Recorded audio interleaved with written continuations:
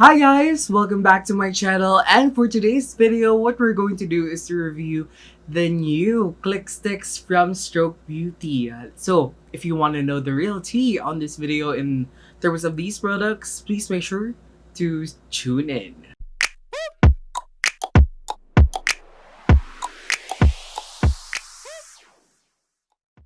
Ayan, for today guys, what I'm going to do is to do a review of the Strokes Beauty Lab Click Stick Collection. Ayan. So, they sent me a PR package which I'm internally grateful kasi wala lang, napakasaya po na nakakapag-trust po sa aking mga brands and I'm very grateful. But even though they gave me products, most especially, I will be 101% honest with you guys in terms of my products. You are my priority. So, this is the box which is right over here. Ayan. Kanina, nakalagay po dyan yung velvet na Click Sticks, but tinagay ko na siya kasi gusto ko pakita sa inyo. So, this is the PR package. Tapos, nakalagay po ng parang slogan here on their PR package, which is, a stroke of confidence to put you in your element. Ayan. So, this is the wrapper here and their paper na parang cushion para for the products. But, nila po ako ng thank you card, which is there from their CEO, which is Momoy Supe. Thank you so much for trusting me, most especially. Maraming salamat po, and nakalagay po dito, "Hi beautiful, I'm so thrilled to finally introduce to you our Velvet Lipstick Collection. Our line of clickable lipsticks that will bring the everyday confidence promise of our brand onto your lips and out into the new era of beauty. The many roles you play and the many stories you tell deserve all the spotlight. Watch all of them shine as you #lip it up any day with a click and with a stroke of velvet on the lips. Thank you, and I hope you enjoy using them as much as I enjoyed creating them for you. Welcome back to the new era of beauty, beautiful. With love, Momoy Supe." Ayan. So, thank you so much for trusting me. Ang cute nito. Parang siyang postcard. Ayan. Ang cute ng postcard. This. Okay? So, this is the postcard, the thank you card that they gave me and the infographic here, which I will show you. Ayan po. Currently, right now, their ambassador for Strokes Beauty Lab, most especially in this campaign, is Sara Labati. So the Velvet Click Sticks collection, its slogan is, "For every role you play, lip it up any day." Ayan. So, according to the description of the product itself, #lip it up any day with a click and with strokes of velvet.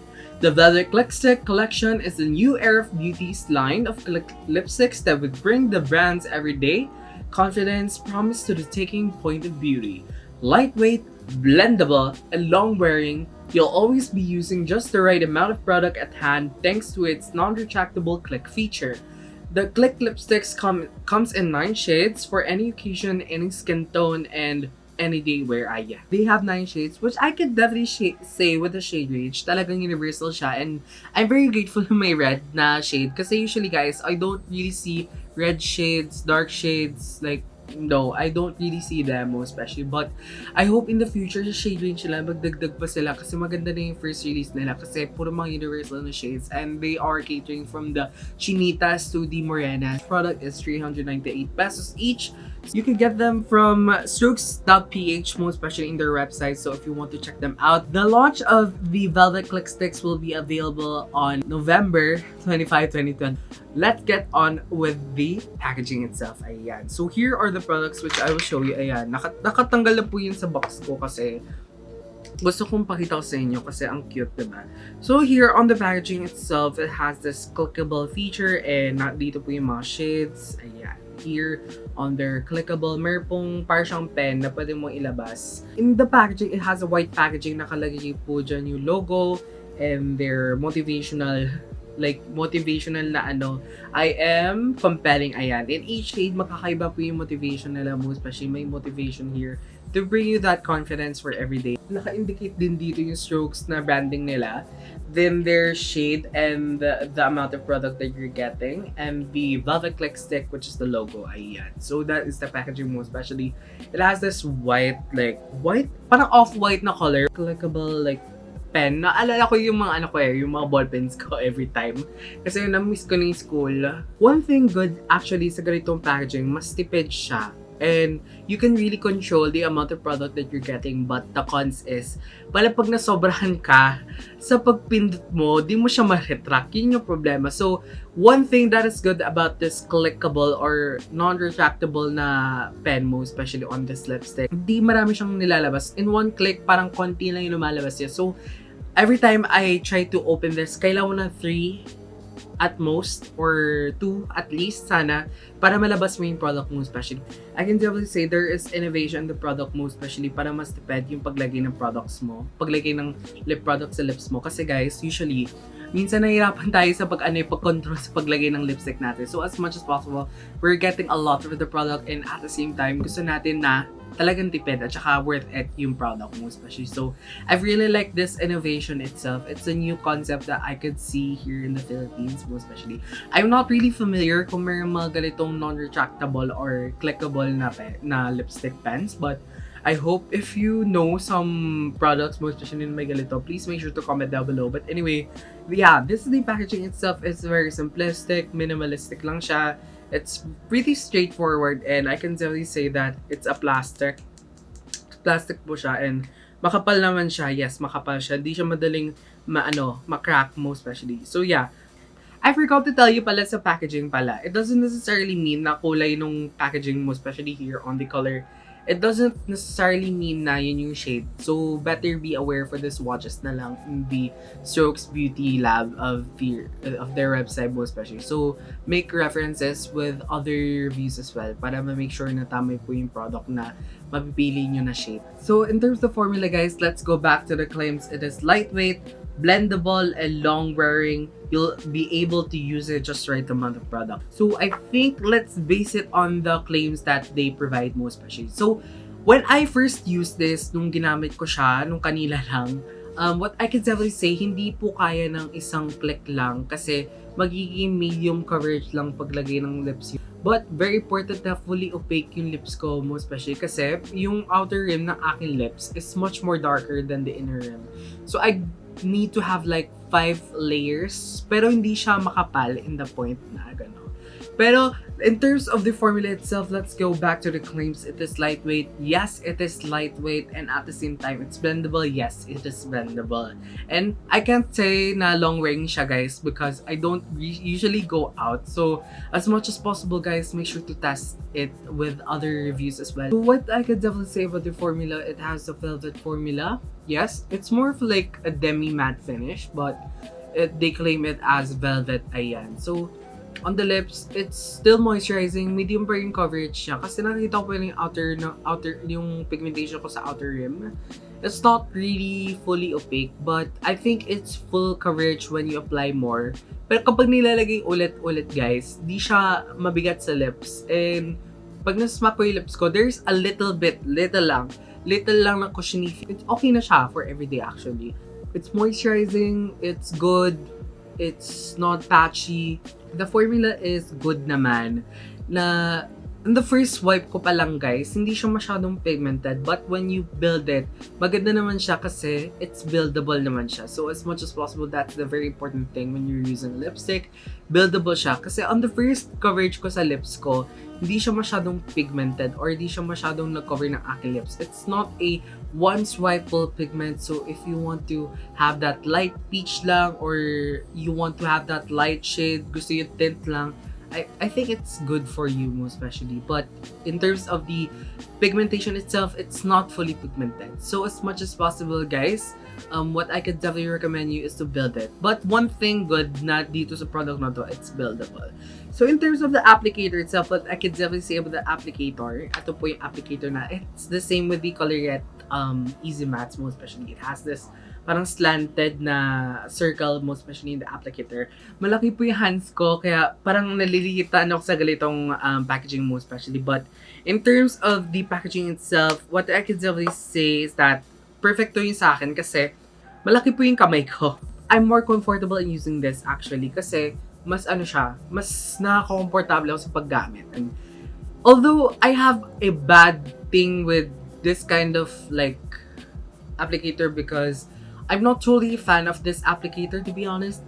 It's just my preference guys. The best thing that with this applicator kasi pang mabilis na nilagay.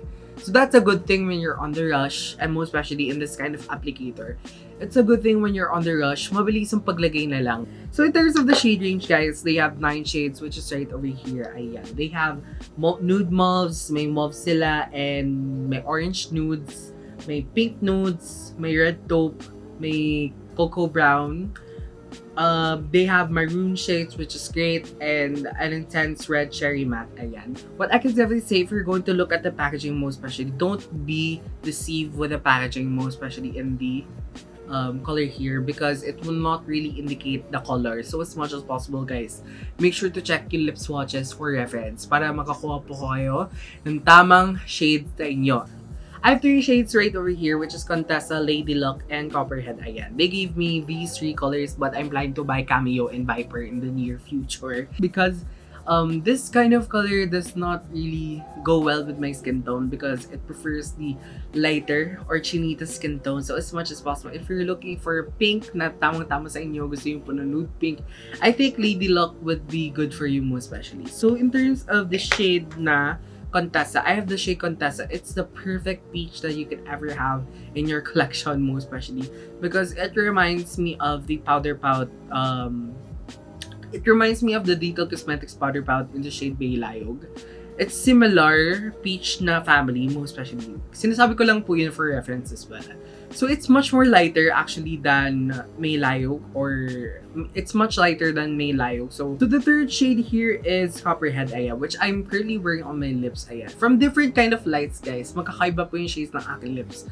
Most especially in this camera. So as much as possible, guys, make sure to find accurate and precise na pictures, most especially swatched. But this is the lips, most especially. This is Copperhead, but I assume it to be brown. Pero in real life, guys, in real life, yeah, in real life, it's more of a nude mauve. Yeah, it's actually looking like a nude mauve, to be honest. According to the description here, a velvet cocoa brown, but I'm not seeing really as a velvet cocoa brown. So as much as possible, guys, I don't think sa ganitong lighting mo, especially artificial light, di po nagpapakita yung tamang kulay. So, make sure to check out yung nasa pag-real light para makita yung totoong kulay. Let's get on with the pricing and the amount of product that you're getting. So, the price of the product itself, it's 398 pesos, which is kind of pricey for me, to be honest lang. Sa isang estudyante po, but then the amount of product that you're getting is 2 grams. So, it's 2 grams. So, medyo on the flip ako kasi 197 pesos per gram. But, understandable din, kasama din pala yung packaging, guys. So, if you're going to consider the amount of product, you should consider the packaging as well, which I learned talaga. But, in terms of sulit, I'm not sure because siguro namahalan siya dahil sa packaging. Kasi, it's a new kind of packaging that I can see here in the Philippines, and it's a new innovation para makapagtipid po kayo sa products. So, I think the cost of good or the raw materials is much more napunta sa packaging kaysa yung formula. But I can definitely say about the formula, it's good for everyday wear actually. So, ano po masabi ko kung bibiling ko ba to o hindi? I think bibiling ko siya with reservations kasi for me, it's overpriced. For me it's my personal preference, guys. Don't get mad. If you have the money, go buy it. See as your heart's fit to buy that product, most especially that is costing 398 pesos. Pero it's just my opinion. It's pricey for me and overpriced for. It's a new innovative packaging that I can see here in the local market scene, which I don't see this kind of packaging. So if you are aware of different lip products that has the same clickable or non-retractable packaging, please make sure to comment down below. But so if you're planning to buy this, for me lang I will buy this, but with reservations, okay? So if you have the money to spend it, go ahead. You have the liberty to buy as much as you want, but those are my opinions in these products. Ayan. I hope you enjoyed this video. Reviewing these products, which is the Velvet Click Sticks. I'm very grateful for Strokes Beauty Lab for sending me these products and try it out and doing a review of them and using them for my makeup looks and my IG content. So if you want to check me out sa aking IG content, which I will put it here sa aking description box, don't forget to follow me there para makita niyo yung mga contents ko, okay? Don't forget to like, comment down below your thoughts about the Velvet Click Sticks, and don't forget to subscribe to this channel para updated ka sa future na videos ko. And yeah, thank you very much for watching, guys. I am Jabby Alveza, just your bisexual makeup vlogger. Bye!